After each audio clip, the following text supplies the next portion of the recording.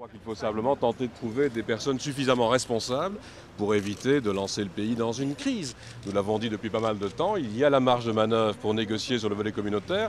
Il y a aussi surtout beaucoup d'autres dossiers qui intéressent, je crois, au moins tout autant la population. Ce matin, vous étiez rassurant, et là, c'est la fin. Je n'ai jamais dit que j'étais rassuré ni rassurant. Je sais dans quelle situation nous vivons, mais j'essaye toujours de garder un certain calme et de faire en sorte que peut-être d'autres retrouvent également ce calme et que l'on puisse tenter de travailler. Mais je ne peux pas l'imposer.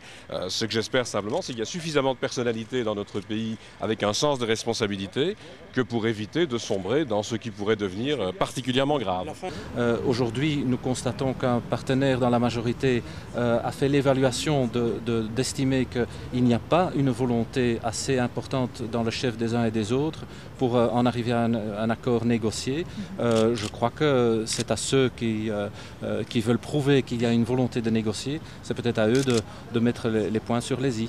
C'est un constat d'échec, monsieur Michel? On ne peut pas constater qu'il y a un succès lorsque un Premier ministre se rend chez le roi pour des consultations.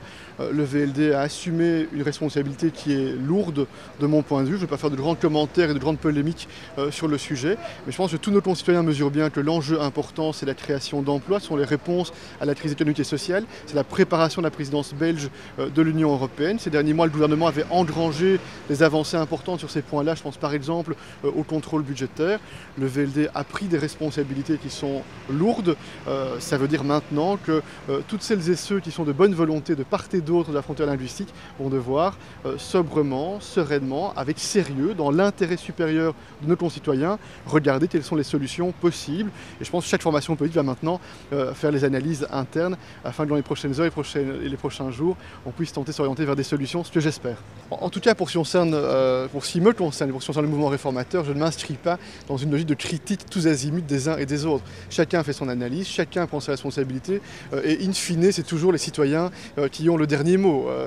Par conséquent, je ne rentre pas dans un jeu qui vise à faire de la surenchère en termes de polémique. Je pense que ce qui compte maintenant, c'est que ce soit l'intérêt supérieur du pays et de nos concitoyens qui domine. Il y a des enjeux incontournables dans les jours, dans les semaines qui viennent, en dehors de BHV également. Je pense à la situation économique, à la situation de l'emploi.